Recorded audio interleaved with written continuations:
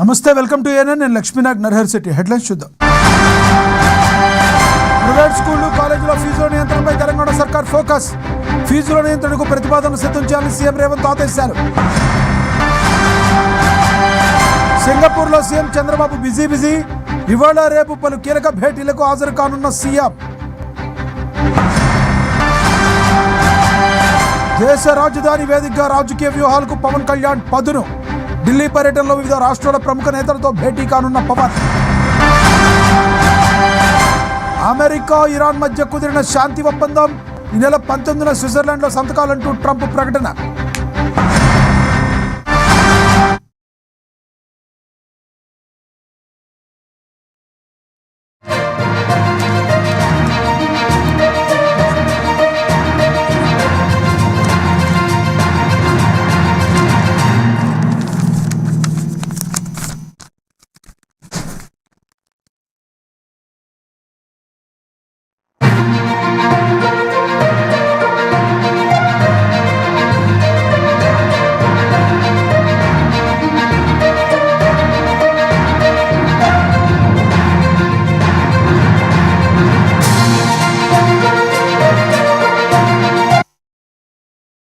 Breaking news చూస్తున్నాం. America Iran మధ్య శాంతి ఒప్పందం కుదిరింది.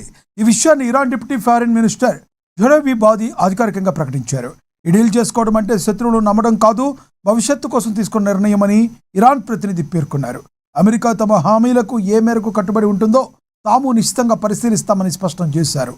ఈ ఒప్పందంలో భాగంగా ఈ నెల 19న స్విట్జర్లాండ్లో ఇరు దేశాల ప్రతినిధులు సంతకాలు చేయనున్నారు. ఆ తర్వాత 60 రోజుల పాటు చర్చలు కొనసాగుతాయి. మరోవైపు అమెరికా అధ్యక్షుడు డొనాల్డ్ ట్రంప్ ఈ ఒప్పందాన్ని స్వాగతించారు. శాంతి ఒప్పందానికి సహకరించిన ప్రతి ఒక్కరికి అభినందనలు అని తెలిపారు. ప్రపంచ ఇంధన సరఫరాలో కీలకమైన హార్ముజ్ జలసంధిపై ఆయన కీలక ప్రకటన చేశారు. ఇకపై సుంకం లేకుండా ఈ జలసంధి తెరుచుకుంటుందని, ఇరాన్ ఓడరేవులపై విధించిన దిగ్బంధాన్ని ఎత్తివేస్తున్నారని ఆయన ప్రకటించారు.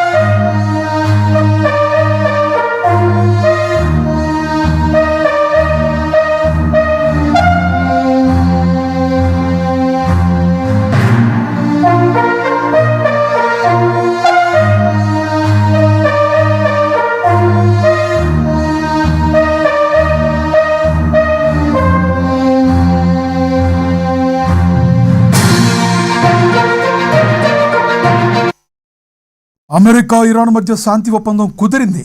ఈ విషయాన్ని ఇరాన్ డిప్యూటీ ఫారిన్ మినిస్టర్ ఘరీబా బాది అధికారికంగా ప్రకటించారు. ఈ డీల్ చేసుకోవటం అంటే శత్రువులను నమ్మటం కాదు, భవిష్యత్తు కోసం తీసుకున్న నిర్ణయమని ఇరాన్ ప్రతినిధి పేర్కొన్నారు. అమెరికా తన హామీలకు ఏ మేరకు కట్టుబడి ఉంటుందో తాము చాలా నిశితంగా పరిశీలిస్తున్నామని స్పష్టం చేశారు. ఈ ఒప్పందంలో భాగంగా ఈ నెల 19న స్విట్జర్లాండ్లో ఇరు దేశాల ప్రతినిధులు సంతకాలు చేయనున్నారు. ఆ తర్వాత 60 రోజుల పాటు చర్చలు కొనసాగుతాయి. మరోవైపు అమెరికా అధ్యక్షుడు డొనాల్డ్ ట్రంప్ ఈ ఒప్పందాన్ని స్వాగతించారు. శాంతి ఒప్పందానికి సహకరించిన ప్రతి ఒక్కరికి అభినందనలు అని తెలిపారు. ప్రపంచ ఇంధన సరఫరాలో కీలకమైన హార్ముజ్ జలసంధిపై ఆయన కీలక ప్రకటన చేశారు. ఇకపై సుంకం లేకుండా ఈ జలసంధి తెరుచుకుంటుందని, ఇరాన్ ఓడరేవులపై విధించిన దిగ్బంధాన్ని ఎత్తివేస్తున్నామని ఆయన ప్రకటించారు.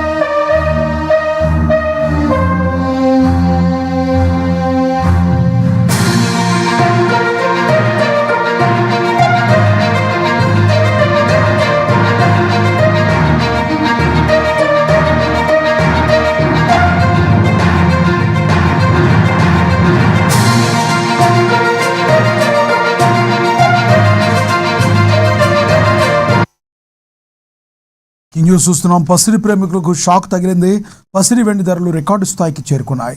24 క్యారెట్ల 10 గ్రాముల బంగారం ధర ఏకంగా 2,450 రూపాయలు పెరిగి 1,51,530 రూపాయలు మార్కును తాకింది. అటు 22 క్యారెట్ల ఆర్నమెంట్ బంగారం కూడా 2,250 రూపాయలు ఎగబాకి 1,38,900 రూపాయలుగా నమోదైంది. ఇక వెండి కూడా అదే బాటలో పయనించింది. కేజీ వెండిపై ఏకంగా 10,000 రూపాయలు పెరిగి ప్రస్తుతం 2,80,000 రూపాయలకు చేరుకుంది.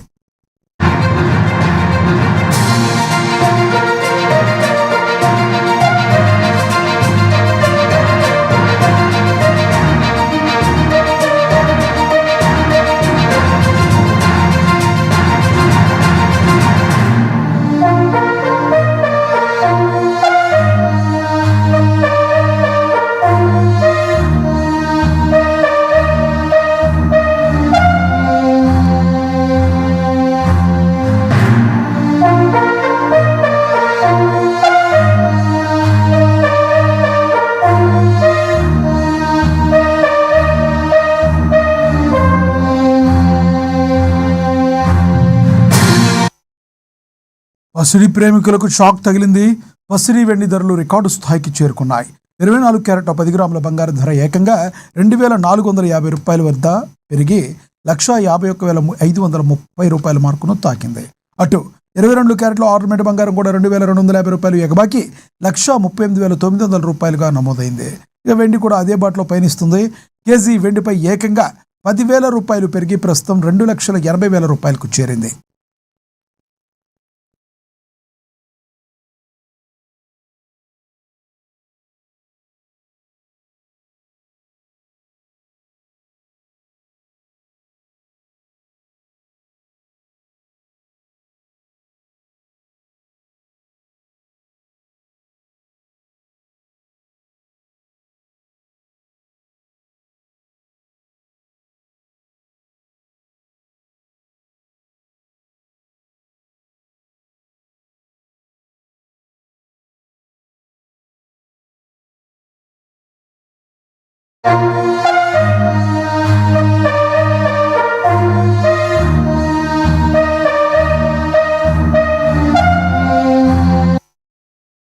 బ్రేకింగ్ న్యూస్ చూస్తున్నాం. ఆంధ్రప్రదేశ్ ముఖ్యమంత్రి చంద్రబాబు నాయుడు సింగపూర్ పర్యటనలో బిజీగా గడుపుతున్నారు. ఇవాళ రేపు కీలక భేటీలో ఆయన పాల్గొనున్నారు. పర్యటనలో భాగంగా నేడు సింగపూర్ ప్రధానమంత్రితో పాటుగా ఆ దేశానికి చెందిన ప్రముఖ పారిశ్రామికవేత్తలతో సీఎం చంద్రబాబు సమావేశం కానున్నారు. ఇక రేపు ప్రతిష్టాత్మక వరల్డ్ సిటీ సమ్మిట్లో పాల్గొని సీఎం ప్రసంగించనున్నారు. అదేవిధంగా రేపు సిఐఐ నిర్వహించే రోడ్ షోకు కూడా ఆయన హాజరు కానున్నారు. సింగపూర్లో భారత హై కమిషనర్ డాక్టర్ శిల్పక్ అంబులేతో ముఖ్యమంత్రి చంద్రబాబు కాసేపటి క్రితమే భేటీ అయ్యారు. భారతదేశంతో సింగపూర్కు ఉన్న ఆర్థిక వాణిజ్య సంబంధాలను ఈ సందర్భంగా శిల్పక్ అంబులే సీఎంకు వివరించారు. ఈ భేటీలో ఆంధ్రప్రదేశ్ అభివృద్ధి ప్రయాణంలో సింగపూర్ కీలక భాగస్వామి కావాలని సీఎం చంద్రబాబు ఆకాంక్షించారు. ఏపీలో పెట్టుబడులే లక్ష్యంగా పెట్టేలా పెట్టుబడులు సింగపూర్ కంపెనీలను ప్రోత్సహించాలని హై కమిషనర్ను కోరారు.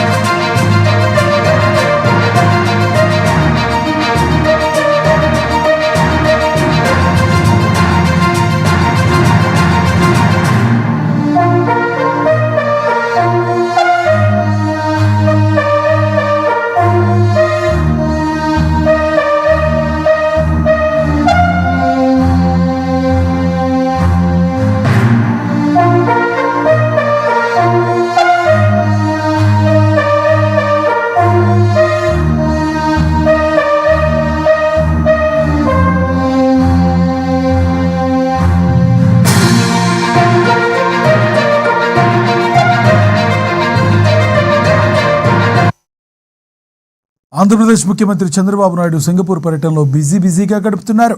ఇవాళ రేపు పలు కీలక భేటీల్లో ఆయన పాల్గొంటారు.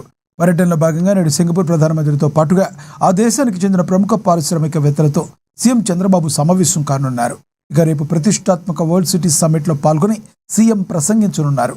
అదేవిధంగా రేపు సిఐఐ నిర్వహించే రోడ్ షోకు కూడా ఆయన హాజరవుతారు. ఇక సింగపూర్లో భారత హై కమిషనర్ డాక్టర్ శిల్పక్ అంబులేతో ముఖ్యమంత్రి చంద్రబాబు కాసేపటి క్రితమే భేటీ అయ్యారు.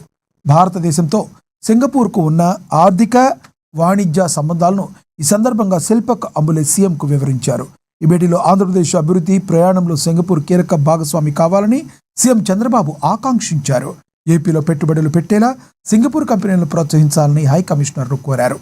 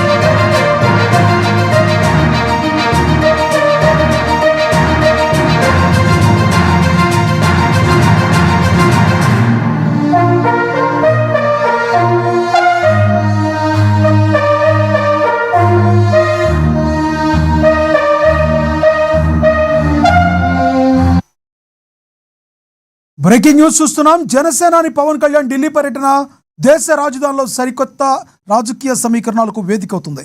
నేటి నుంచి ఢిల్లీ వేదికగా జనసేన పార్టీ ప్రత్యేక కార్యక్రమాలకు శ్రీకారం చుట్టబోతుంది. ఈ పర్యటనలో భాగంగా వివిధ రాష్ట్రాలకు చెందిన ప్రముఖ రాజకీయ నేతలతో పవన్ కళ్యాణ్ భేటీ కానున్నారు. సేనాగళం లక్ష్యాలను, పార్టీ విధి విధానాలను దేశవ్యాప్తంగా ప్రజలకు వివరించేందుకు పవన్ ఈ వేదికను ఉపయోగించుకోబోతున్నారు.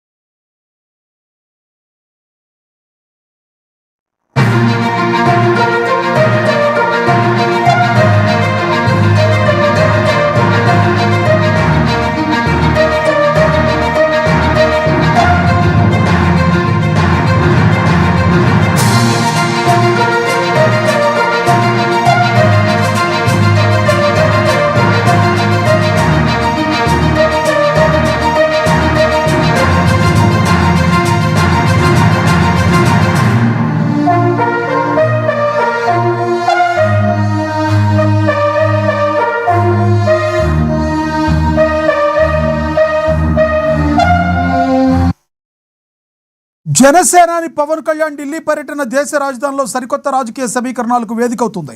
నేటి నుంచి ఢిల్లీ వేదికగా జనసేన పార్టీ ప్రత్యేక కార్యక్రమాలకు శ్రీకారం చుట్టబోతుంది.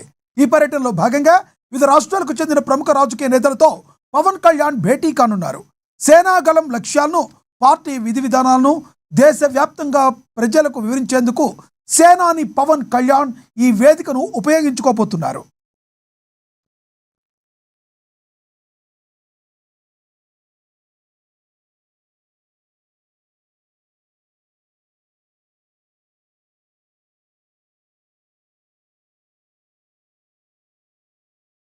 తెలంగాణ ఉద్యమ స్ఫూర్తితోనే రాబోయే రోజుల్లో బీసీ ఉద్యమం బలోపేతం చేయాలని బీసీ ఇంటలెక్చువల్ ఫోరం వ్యవస్థాపక అధ్యక్షులు చిరంజీవులు పిలుపునిచ్చారు. హైదరాబాద్ బాగ్లింగంపల్లిలోని సుందరయ్య విజ్ఞాన కేంద్రంలో బీసీ ఇంటలెక్చువల్స్ ఫోరం రాష్ట్ర విస్తృత స్థాయి సమావేశం నిర్వహించారు.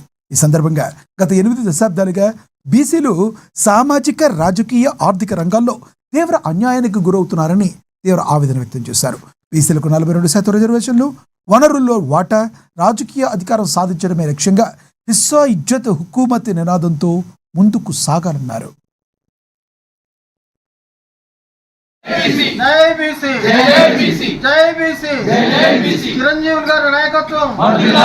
బీసీఐఎఫ్ అంటే బ్యాక్వర్డ్ క్లాస్ ఇంటెలెక్చువల్స్ ఫోరం విస్తృత స్థాయి సమావేశాన్ని ఏర్పాటు చేయడం జరిగింది. ఈ విస్తృత స్థాయి సమావేశం యొక్క ముఖ్య ఉద్దేశం ఏంటంటే రాబోయే కాలంలో బీసీఐఎఫ్ సంస్థను ప్రతి మండలానికి, గ్రామానికి ఎట్లా విస్తరించాలి, అదేవిధంగా తెలంగాణ ఉద్యమ స్ఫూర్తిని తీసుకొని రాబోయే కాలంలో తెలంగాణలో బీసీల రాజ్యాధికారం ఏ విధంగా స్థాపించాలి, ఈ రెండు అంశాలపైన ఇక్కడ మేము చర్చించడం జరుగుతుంది. ముఖ్యంగా బీసీఎఫ్ ఉద్దేశాలు ఏంటి, ఎందుకు స్థాపించడం జరిగింది, అదేవిధంగా ఇప్పటివరకు ఏమేమి విజయాలు సాధించింది, రాబోయే కాలంలో ఏం సాధించాలనుకుంటుందనే విషయాల గురించి కూడా ఈ సమావేశంలో మేము చర్చించడం జరుగుతుంది. ముఖ్యంగా ఈ సమావేశంలో రాష్ట్రంలోని 10 ఉమ్మడి జిల్లాల నుంచి 5 ప్రతినిధులను పిలవడం జరిగింది. అందరూ కూడా రావడం జరిగింది. సో మేము 30 జూలై 2026న 2 సంవత్సరాలు కంప్లీట్ చేసుకుంటున్నాం. ఆ సందర్భంలో కూడా బీసీఐఎఫ్ది ఒక పెద్ద సమావేశం, జనరల్ బాడీ సమావేశం నిర్వహించదలుచుకున్నాం. అలాగే రాబోయే కాలంలో బీసీలకు సంబంధించినటువంటి అనేక సమస్యలు మేము ప్రధాన ఎజెండా అంశంగా తీసుకొని ఉద్యమం చేయడానికి కూడా రెడీగా ఉన్నాం. ముఖ్యంగా రాష్ట్రంలో 42% రిజర్వేషన్ ఇస్తామని చెప్పేసి పాలక వర్గాలు మోసం చేసినాయి. ఖచ్చితంగా 42% సాధన కొరకు మేము పోరాటం చేస్తాం. అట్లాగే బడ్జెట్లో బీసీలకు చెందాల్సినటువంటి న్యాయబద్ధమైన వాటా కొరకు కూడా మేము పోరాటం చేస్తాం. కామారెడ్డి డిక్లరేషన్లో కాంగ్రెస్ ప్రభుత్వం ఇచ్చిన హామీలు కూడా నెరవేర్చాలని చెప్పేసి మేము కోరుతూ ఉన్నాం. అలాగే రాజకీయ అధికారంలో కూడా మా జనాభా దామాషా ప్రకారం మాకు వాటా రావాలి. అదేవిధంగా రాబోయే కాలంలో ఖచ్చితంగా రాజ్యాధికారం బీసీల చేతికి రావాలని చెప్పేసి ఆ దిశగా ప్రజల్ని సంసిద్ధం చేయడానికి మేము బీసీఐఎఫ్ అంటే నిజామాబాద్ జిల్లా నందిపేట మండలం కేంద్రంలో పట్టపగిలే దారుణ ఘటన చోటు చేసుకుంది. పాత కక్షలు మళ్లీ భగ్గుమనడంతో ఓ యువకుడిపై మారణాయుధాలతో కొందరు విరుచుకుపడ్డారు. కాగజ్నగర్కు చెందిన పెయింటర్ షేక్ నయీం అనే 30 ఏళ్ల యువకుడిపై కొందరు వ్యక్తులు కత్తులు, ఇనుప రాడ్లతో అతి క్రూరంగా దాడి చేశారు. ఈ దాడిలో నయీం తల, చేతులు, కడుపు భాగంలో తీవ్ర గాయాలయ్యాయి. రక్తపు మడుగులో పడి ఉన్న బాధితుడిని కుటుంబ సభ్యులు నిజామాబాద్ ప్రభుత్వ ఆసుపత్రికి తరలించారు. ప్రస్తుతం అతనికి అత్యవసర చికిత్స అందుతోంది. కాగా బాధితుడి వదిన వసీమా బేగం ఇచ్చిన ఫిర్యాదు మేరకు షేక్ తారిక్, తాహెర్, షాజిద్తో పాటు 5గురిపై పోలీసులు కేసులు నమోదు చేశారు. నిందితులపై కఠిన చర్యలు తీసుకుంటామని ఎస్ఐ వినయ్ స్పష్టం చేశారు.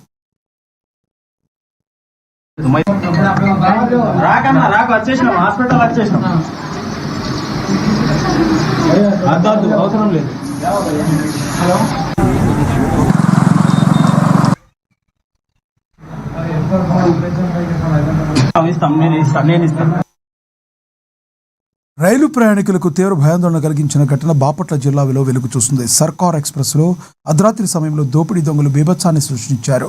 ప్రయాణికుల బ్యాగులు, మహిళల మెడలోని బంగారు గొలుసులు లాక్కునేందుకు ప్రయత్నించారు. అయితే రైల్లో ఉన్న జీఆర్పీ పోలీసులు తక్షణమే స్పందించి దొంగలను పట్టుకునేందుకు ప్రయత్నించగా దొంగలు పోలీసులపై రాళ్ల దాడికి తెగబడ్డారు. ఇంతో ఆత్మరక్షణ కోసం పోలీసులు ఏకంగా 9 రౌండ్లు కాల్పులు జరపడం తీవ్ర కలకలం రేపింది. ఈ సంఘటన స్థలాన్ని GRP SP Shanmukha Vadivelu, DSP Akkeswararao పరిశీలించి దర్యాప్తు చేపట్టారు.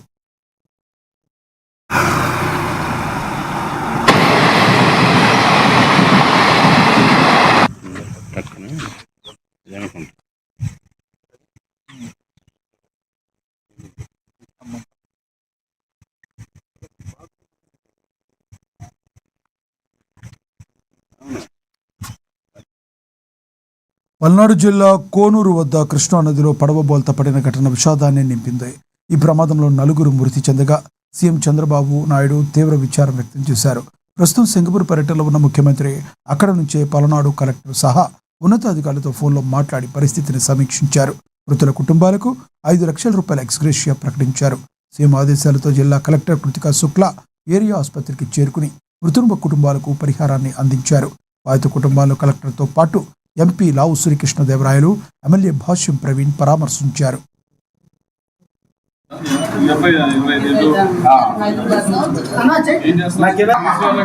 అందరికీ నమస్కారం. ఈరోజు కొన్నూరు విలేజ్ అచ్చంపేట మండలంలో చాలా అన్ఫార్చునేట్ ఇన్సిడెంట్ జరిగింది. మధ్యాహ్నం 2 గంటకి ముగిపోయింది. సో 9 మందిలో ఫిషర్మెన్ బోట్, దాంట్లో వాళ్ళు వెళ్దాం ఏంటి, దాన్ని జరగకుండా ఇంకా ఆ కృష్ణా నది బార్డర్లో మొత్తం ఏమేమి యాక్షన్ తీసుకోవాలి, రికమెండేషన్స్ ఇవ్వాలి 2 వీక్స్లో చెప్పడం జరిగింది. దీంతో పాటు బాధితుల కుటుంబాలకి 5 lakhs ఎక్స్గ్రేషియా పర్ పర్సన్ కూడా ఇవ్వడం జరిగింది. రేపు కూడా మనం ఎమ్మెల్యే గారు, ఎంపీ గారు సపోర్ట్తో ప్రతి ఫిషర్మెన్ విలేజ్లో దీని గురించి అవేర్నెస్ సెషన్స్ పెడుతున్నాము. ఇలా పర్మిషన్ లేకుండా వాళ్ళు ఎవరికి కూడా బోట్ ఇవ్వకూడదు, కెపాసిటీకి మించి కూడా ఎక్కువ వాళ్ళు వెళ్ళకూడదు. ఎందుకంటే మాన్సూన్ సీజన్, ఫ్లో కూడా ఎక్కువ ఉంది కృష్ణా నదిలో. అండ్ అండర్స్టాండింగ్ కూడా లేదు, ఏ లెవెల్లో ఎక్కడ ఎంత డెప్త్ ఉంటుంది అండర్స్టాండింగ్ కూడా లేదు. కాబట్టి కళ్ళ ముందు పిల్లలు చనిపోతుంది. చాలాసార్లు చెప్తా ఉన్నాము, నీళ్ళ దగ్గరికి వెళ్ళేటప్పుడు జాగ్రత్తగా ఉండాలి అని. ఈరోజు కూడా మీరు చూస్తుంటే పాపికొండల దగ్గర ఏదైతే బోట్స్ ఉన్నాయో వాటన్నింటినీ కూడా ముఖ్యమంత్రి గారు చెప్పడం జరిగింది. అలాగే వాళ్ళకి మళ్ళీ కూడా చెప్తా ఉన్నా, ఈ వెహికల్స్ డ్రైవ్ చేసేటప్పుడు మరీ ఇంకా జాగ్రత్తగా ఉండండి. ఇంకే పోతుంది కదా అని చెప్పి విపరీతమైన స్పీడ్ అయితే కానీ చూడటానికి చాలా బాధాకరమైన విషయం. ఎవరైనా ఉంటే కనుక తల్లిదండ్రులు కానీ వాళ్ళ ముందు కళ్ళ ముందు పిల్లలు చనిపోతే చాలా బాధాకరంగా ఉంటుంది. కాబట్టి అది ఎవరికి బాగుంటుంది. మీడియా వాళ్ళని కూడా తెలియజేస్తున్నాం, దీన్ని కొద్దిగా ఎక్కువగా ఉధృతంగా మీరు కొద్దిగా మెసేజ్ తీసుకొని వెళ్ళండి. మీరు చూస్తూ ఉన్నారు, రోడ్డు మీద హెల్మెట్లు పెట్టకుండా విపరీతమైన స్పీడ్ డ్రైవింగ్ చేసుకుంటూ వస్తూ ఉంటారు. మీరు రిపోర్ట్ చేయాల్సిన అవసరం ఉంది. తల్లిదండ్రులు అది యాక్చువల్గా నలుగురు పట్టే పడవే. వాళ్ళు తెలియకుండా 10 మంది ఎక్కెళ్ళటం, దిగే టైంలో ఒక్కసారిగా అందరూ దిగటం కోసం ప్రయత్నం చేయటం, ఆ పడవ మునిగిపోవటం, పిల్లలు కింద పడటం జరిగింది. ఒక 4 సేవ్ అవటం, ఒక 4 చనిపోవడం జరిగింది. ఆ 4 కూడా చనిపోయిన వ్యక్తులందరూ కూడా ఒకే కుటుంబానికి చెందినవారు అవటం చాలా విషాదకరమైన విషయం. దీనికి వాళ్ళ కుటుంబాలందరికీ కూడా ప్రగాఢ సానుభూతి తెలియజేసుకుంటూ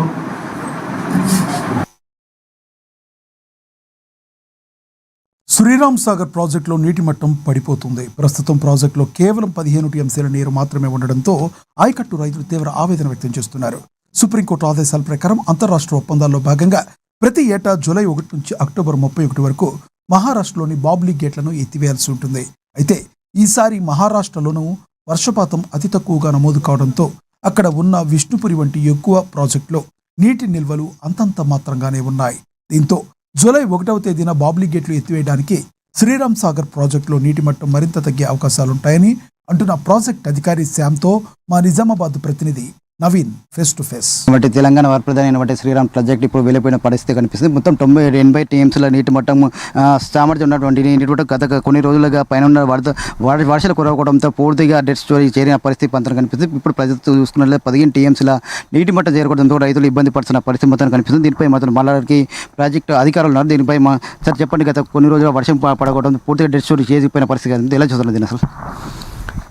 అయితే మనం ప్రజెంట్ మన రిజర్వాయర్లో కేవలం 15 టీఎంసీల నీరు మాత్రమే స్టోర్ అయి ఉంది. అయితే మన నిపుణుల అంచనాల ప్రకారం, వెదర్ ఫోర్కాస్టింగ్ ప్రకారం మనకు మే నెల 28వ తారీఖు తర్వాత వర్షాలు మన తెలంగాణలో కావచ్చు, మహారాష్ట్రలో కావచ్చు కురిసే అవకాశం ఉందనేది మనకు అంచనా అనేది వచ్చింది. అదేవిధంగా మనకు వర్షాలు పడడం అయితే జరిగింది. కాకపోతే ఆ వర్షాలు అలానే కొనసాగపోవడం వల్ల మనకు ప్రజెంట్ రిజర్వాయర్లోకి ఇన్ఫ్లోస్ అయితే ఏం రావట్లేదు. ఇక రానున్న రోజుల్లో వర్షాలు కురిస్తే కానీ మనకు ఇన్ఫ్లోస్ రిజర్వాయర్లోకి వాటర్ కానీ వరద నీరు వచ్చే ఛాన్స్ అయితే కనిపించట్లేదు. కానీ గత సంవత్సరం పోలిస్తే మాత్రం గత సంవత్సరంలో రిజర్వాయర్లో కేవలం ఇదే సమయానికి 13 టీఎంసీల నీరు మాత్రమే ఉండే. ప్రజెంట్ 15 టీఎంసీల నీరు ఉంది. ఓవరాల్గా గత సంవత్సరంతో పోలిస్తే ప్రజెంట్ ఉన్న పరిస్థితి మాత్రం కొద్దిగా మెరుగుగానే కనిపించడం అనేది జరుగుతుంది. అంటే ప్రజెంగా ఈ ప్రాజెక్టు ఆధారంగా 4 జిల్లాలకు సంబంధించి 10 లక్షల ఎకరాల తాగునీటికి నీరు అందిస్తుంది. ఇప్పుడు వర్షాలు పడకపోతే పరిస్థితి ఎలా ఉంటుంది? సాగునీరు అందించే విషయంలో ఎలాంటి చర్యలు తీసుకుంటారు? చర్యలు అని అంటే మనం ఇప్పుడు ప్రజెంట్ మనకున్న డిమాండ్, ఈ టైంలో డిమాండ్ అనేది డ్రింకింగ్ వాటర్ డిమాండ్. డ్రింకింగ్ వాటర్కి అయితే మనకు కొరత ఏం లేదు. ఇతర డిస్టిక్లు నిజామాబాద్, నిర్మల్, జగిత్యాల, కరీంనగర్ ఇవే కావచ్చు. డ్రింకింగ్ వాటర్కి అయితే ప్రజెంట్ మనకు కొరత అయితే ఏం లేదు. కాకపోతే మనకు పంట సీజన్ స్టార్ట్ అయిన తర్వాత పంటకు నీరు ఇవ్వడానికి మాత్రం వర్షాలు పడి వరద నీరు రిజర్వాయర్లో చేరితే కానీ మనకు పరిస్థితి అనేది అప్పుడు మనం పరిస్థితి అనేది చెప్పొచ్చు. ప్రజెంట్ మనకు వర్షాలు ఏం లేవు కాబట్టి ఈ సమయంలో మనం ఇన్ఫ్లో వస్తుందా రాదా అనేది మనం అంచనా వేయలేం. కాకపోతే వర్షాలు అయితే ఎంతో కొంత పడతాయి. అయితే ఈ సంవత్సరం నిపుణుల అంచనాల ప్రకారం ఎల్నినో ఎఫెక్ట్ అనేది కొంత కనిపించే అవకాశం ఉందని మనకు ముందే ఇన్ఫర్మేషన్ అయితే ఉంది దేశవ్యాప్తంగా. కానీ రానున్న రోజుల్లో మనం వర్షాలు ఎంతో కొంత అయితే పడతాయి. కాకపోతే వర్షాలు పడితే కానీ మన ఇన్ఫ్లోస్ అనేది చెప్పలేం. బాబ్లీ సంబంధించి బాబ్లీ గేట్లు ఎత్తేసి కానీ దీనిపై ఎలాంటి ప్రభావం పడే అవకాశం ఉంది? ఖచ్చితంగా ప్రజెంట్ ఉన్న సిచ్యువేషన్లో బాబ్లీ గేట్ల ముందు ఏదైనా వరదని నీరు అనేది ఉంటే మనం బాబ్లీ గేట్లు ఎత్తడం వల్ల మనకు రిజర్వాయర్లోకి వచ్చే ఛాన్స్ అయితే ఉంటాయి. కాకపోతే గేట్లు ఎత్తినా కూడా మన మహారాష్ట్రలో జైక్వాడి ప్రాజెక్టే కావచ్చు, విష్ణుపురి ప్రాజెక్టే కావచ్చు, ఇవి వర్ష ఆధారిత ప్రాజెక్టులు కాబట్టి వర్షం పడిన తర్వాత వరద నీరు ఆయా ప్రాజెక్టులలో చేరిన తర్వాత అక్కడ నుంచి వచ్చే నీటిని బట్టి మనకు రిజర్వాయర్లోకి ఇన్ఫ్లోస్ వచ్చే ఛాన్స్ అయితే ఉంటాయి. కేవలం బాబ్లీ గేట్లు ఎత్తినంత మాత్రాన నీరు దాంట్లో బాబ్లీ గేట్లో ప్రజెంట్ ఉన్న నీరు అయితే ఎంతో కొంత వచ్చే ఛాన్స్ అయితే ఉంటాయి. కాకపోతే మనకు ఓవరాల్గా రిజర్వాయర్లో మనకు తగినంత నీరు చేరడానికి మాత్రం వర్షాలు కురిస్తేనే మన వరద నీరు అనేది మనకు రావడం జరుగుతుంది. ప్రధానంగా కూడా చెప్తున్నారు ఎగురైనటువంటి మహారాష్ట్రలో వర్షం కురవడంతో పూర్తిగా ఇక్కడ డెడ్ స్టోరీకి చేరుకుందని చెప్పి ఇప్పుడు గతంలో 13 టీఎంసీలు ఉంటే ఇప్పుడు 15 టీఎంసీల నీటి ఉందని చెప్తున్నారు. ఇప్పటికైతే సాగునీటికి ఎలాంటి ఇబ్బంది లేదని చెప్పి గత కొన్ని రోజులు వర్షం కూడా కురిసే పరిస్థితి ఉందని చెప్పి వర్షం కురిస్తే మాత్రం ఖచ్చితంగా నీరు ప్రాజెక్టు కూడా నిండే పరిస్థితి ఉందని చెప్పి ప్రధానంగా చెప్తున్న పరిస్థితి మాత్రం ఉందని చెప్పొచ్చు. కెమెరామెన్ శ్రీధర్తో నవీన్, ఎన్ న్యూస్, నిజామాబాద్. కాబట్టి తెలంగాణ వరప్రధాని అయినటువంటి శ్రీరామ్ ప్రాజెక్ట్ ఇప్పుడు వెళ్ళిపోయిన పరిస్థితి కనిపిస్తుంది. మొత్తం 80 టీఎంసీల నీటి మట్టం సామర్థ్యం ఉన్నటువంటి నీటి మట్టం గత కొన్ని రోజులుగా పైన ఉన్న వర్షాలు కురవడంతో పూర్తిగా డెడ్ స్టోరీ చేరిన పరిస్థితి మాత్రం కనిపిస్తుంది. ఇప్పుడు ప్రజలు చూసుకున్నట్లయితే 15 టీఎంసీల నీటి మట్టం చేరుకోవడంతో రైతులు ఇబ్బంది పడుతున్న పరిస్థితి మొత్తం కనిపిస్తుంది. దీనిపై మాత్రం మళ్ళీ ప్రాజెక్టు అధికారులు ఉన్నారు. దీనిపై సార్ చెప్పండి, గత కొన్ని రోజులు వర్షం పడకపోవడం పూర్తిగా డెడ్ స్టోరీ చేసిపోయిన పరిస్థితి కనిపిస్తుంది. ఎలా చూస్తున్నారు దీన్ని అసలు? అయితే మనం ప్రజెంట్ మన రిజర్వాయర్లో కేవలం 15 టీఎంసీల నీరు మాత్రమే స్టోర్ అయి ఉంది. అయితే మనకు నిపుణుల అంచనాల ప్రకారం వెదర్ ఫోర్కాస్టింగ్ ప్రకారం మనకు మే నెల 28వ తారీఖు తర్వాత వర్షాలు మన తెలంగాణలో కావచ్చు, మహారాష్ట్రలో కావచ్చు కురిసే అవకాశం ఉందనేది మనకు అంచనా అనేది వచ్చింది. అదేవిధంగా మనకు వర్షాలు పడడం అయితే జరిగింది. కాకపోతే ఆ వర్షాలు అలానే కొనసాగపోవడం వల్ల మనకు ప్రజెంట్ రిజర్వాయర్లోకి ఇన్ఫ్లోస్ అయితే ఏం రావట్లేదు. ఇక రానున్న రోజుల్లో వర్షాలు కురిస్తే కానీ మనకు ఇన్ఫ్లోస్ రిజర్వాయర్లోకి వాటర్ కానీ వరద నీరు వచ్చే ఛాన్స్ అయితే కనిపించట్లేదు. కానీ గత సంవత్సరం పోలిస్తే మాత్రం గత సంవత్సరంలో రిజర్వాయర్లో కేవలం ఇదే సమయానికి 13 టీఎంసీల నీరు మాత్రమే ఉండే. ప్రజెంట్ 15 టీఎంసీల నీరు ఉంది. ఓవరాల్గా గత సంవత్సరంతో పోలిస్తే ప్రజెంట్ ఉన్న పరిస్థితి మాత్రం కొద్దిగా మెరుగుగానే కనిపించడం అనేది జరుగుతుంది. అంటే ప్రజెంగా ఈ ప్రాజెక్టు ఆధారంగా 4 జిల్లాలకు సంబంధించి 10 లక్షల ఎకరాల తాగునీటికి నీరు అందిస్తుంది. ఇప్పుడు వర్షాలు పడకపోతే పరిస్థితి ఎలా ఉంటుంది? సాగునీరు అందించే విషయంలో ఎలాంటి చర్యలు తీసుకుంటారు? చర్యలు అనంటే మనం ఇప్పుడు ప్రజెంట్ మనకున్న డిమాండ్ ఈ టైంలో డిమాండ్ అనేది డ్రింకింగ్ వాటర్కి అయితే మనకు కొరత ఏం లేదు. ఇతర డిస్టిక్లు నిజామాబాద్, నిర్మల్, జగిత్యాల, కరీంనగర్ ఇవే కావచ్చు. డ్రింకింగ్ వాటర్కి అయితే ప్రజెంట్ మనకు కొరత అయితే ఏం లేదు. కాకపోతే మనకు పంట సీజన్ స్టార్ట్ అయిన తర్వాత పంటకు నీరు ఇవ్వడానికి మాత్రం వర్షాలు పడి వరద నీరు రిజర్వాయర్లో చేరితే కానీ మనకు పరిస్థితి అనేది అప్పుడు మనం పరిస్థితి అనేది చెప్పొచ్చు. ప్రజెంట్ మనకు వర్షాలు ఏం లేవు కాబట్టి ఈ సమయంలో మనం ఇన్ఫ్లో వస్తుందా రాదా అనేది మనం అంచనా వేయలేం. కాకపోతే వర్షాలు అయితే ఎంతో కొంత పడతాయి. అయితే ఈ సంవత్సరం నిపుణుల అంచనాల ప్రకారం ఎల్నినో ఎఫెక్ట్ అనేది కొంత కనిపించే అవకాశం ఉందని మనకు ముందే ఇన్ఫర్మేషన్ అయితే ఉంది దేశవ్యాప్తంగా. కానీ రానున్న రోజుల్లో మనం వర్షాలు ఎంతో కొంత అయితే పడతాయి. కాకపోతే వర్షాలు పడితే కానీ మన ఇన్ఫ్లోస్ అనేది చెప్పలేం. బాబ్లీ గేట్లు ఎత్తేసి కానీ దీనిపై ఎలాంటి ప్రభావం పడే అవకాశం ఉంది? ఖచ్చితంగా ప్రజెంట్ ఉన్న సిచ్యువేషన్లో బాబ్లీ గేట్ల ముందు ఏదైనా వరదని నీరు అనేది ఉంటే మనం బాబ్లీ గేట్లు ఎత్తడం వల్ల మనకు రిజర్వాయర్లోకి వచ్చే ఛాన్స్ అయితే ఉంటాయి. కాకపోతే గేట్లు ఎత్తినా కూడా మన మహారాష్ట్రలో జైక్వాడి ప్రాజెక్టే కావచ్చు, విష్ణుపురి ప్రాజెక్టే కావచ్చు, ఇవి వర్ష ఆధారిత ప్రాజెక్టులు కాబట్టి వర్షం పడిన తర్వాత వరద నీరు ఆయా ప్రాజెక్టులలో చేరిన తర్వాత అక్కడ నుంచి వచ్చే నీటిని బట్టి మనకు రిజర్వాయర్లోకి ఇన్ఫ్లోస్ వచ్చే ఛాన్స్ అయితే ఉంటాయి. కేవలం బాబ్లీ గేట్లు ఎత్తినంత మాత్రాన నీరు దాంట్లో అప్లికేట్లో ప్రజెంట్ ఉన్న నీరు అయితే ఎంతో కొంత వచ్చే ఛాన్స్ అయితే ఉంటాయి. కాకపోతే మనకు ఓవరాల్గా రిజర్వాయర్లో మనకు తగినంత నీరు చేరడానికి మాత్రం వర్షాలు కురిస్తేనే వరద నీరు అనేది మనకు రావడం జరుగుతుంది. ప్రధానంగా కూడా చెప్తున్నారు ఎగురైనటువంటి మహారాష్ట్రలో వర్షం కురవడంతో పూర్తిగా ఇక్కడ డెడ్ స్టోరీకి చేరుకుందని చెప్పి గతంలో 13 టీఎంస్లు ఉంటే ఇప్పుడు 15 టీఎంస్ల నీటి ఉందని చెప్తున్నారు. ఇప్పటికైతే సాగునీటికి ఎలాంటి ఇబ్బంది లేదని చెప్పి గత కొన్ని రోజులు వర్షం కూడా కురిసే పరిస్థితి ఉందని చెప్పి వర్షం కురిస్తే మాత్రం ఖచ్చితంగా నీరు ప్రాజెక్టు కూడా నిండే పరిస్థితి ఉందని చెప్పి ప్రధానంగా చెప్తున్న పరిస్థితి మాత్రం ఉందని చెప్పొచ్చు. కెమెరామెన్ శ్రీధర్తో నవీన్, ఎన్ న్యూస్, నిజామాబాద్.